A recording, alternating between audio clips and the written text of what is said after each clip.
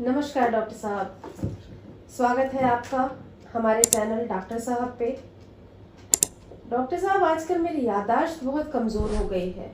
मैं कोई सामान कहीं रख देती हूँ और फिर मुझे याद नहीं रहता है। घर की चाबी भूल जाती हूँ, कार की चाबी भूल जाती हूँ। तो क्या ये कोई बीमारी है? जी बिल्कुल। इसको हम अपनी भाषा में डिमेंशिया कहते हैं।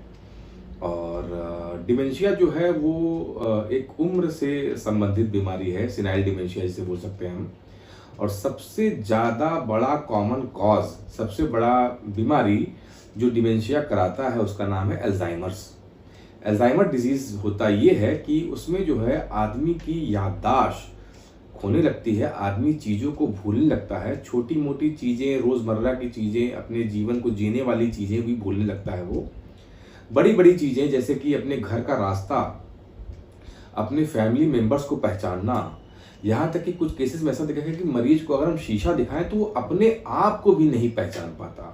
ऐसे सीवियर कंडीशन को जो है हम अल्जाइमर्स बोलते हैं। इसमें जो है मरीज कई बार शिकायत ये करता है कि जो है, या मरीज घर वाला बोलता है कि डॉक्टर साहब हम दवाई दो दो बार खा लेते हैं, क्योंकि हम भूल जाते हैं कि हमने एक बार दवाई खाई है कि नहीं खाई है।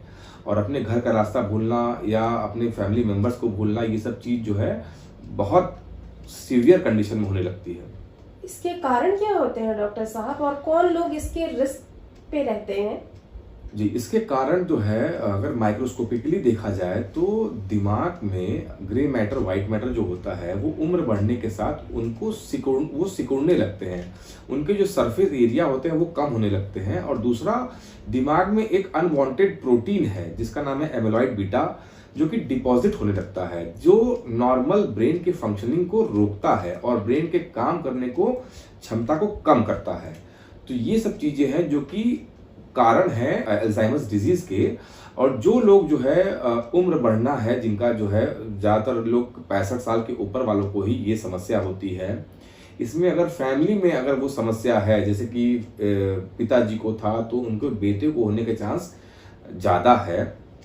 कुछ म्यूटेशंस ऐसे होते हैं जीन में जो कि अल्जाइमर्स डिजीज कराता है। कुछ लाइफस्टाइल ऐसे होते हैं जिसमें जो है आदमी एक्सरसाइज नहीं करता, स्मोकिंग करता है, आदमी जो है सही तरीके से खाना नहीं खाता है।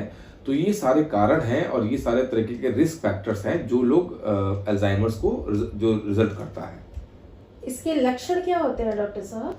लक्षण में यही है, फॉरगेटफुलनेस होता है, अपने रोजमर्रा के काम भूलने लगता है, उसकी सोचने की क्षमता खत्म हो जाती है, उसके जो है रीजनिंग, मतलब किसी चीज को सोचे, उसके कारण को जाने, ये सब चीज की क्षमता खत्म हो जाती है। बोलने के लिए भी आदमी को सोचना पड़ता है कि मैं क्या बोलूं, मुझे क्या बोलना है, मुझे वो अपने लैंग्वेज को भी भूलने लगता है। कभी कभी ऐसा देखा गया है। ये तो बहुत परेशानी की बात है।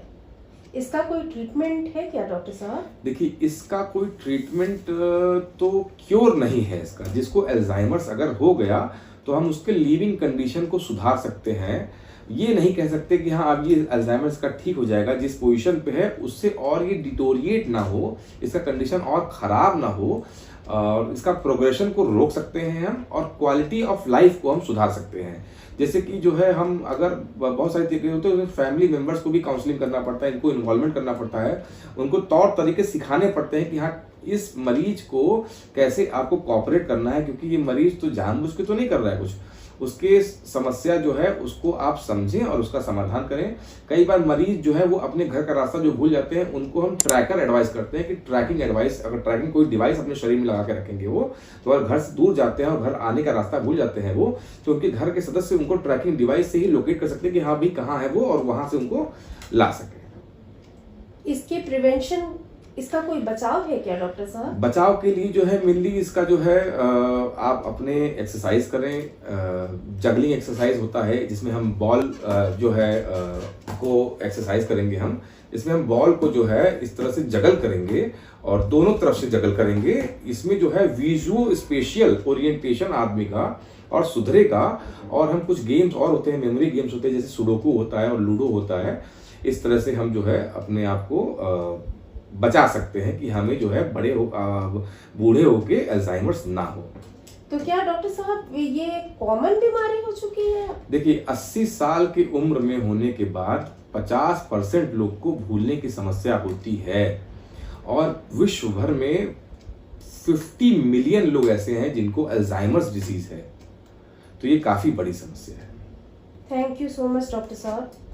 एंड मैं अपने दर्शकों को एडवाइस करूंगी कि डॉक्टर साहब ने जो एक्सरसाइज बताया है उस पर ध्यान दें और अपने बुढ़ापे की तैयारी आज से ही कर ले।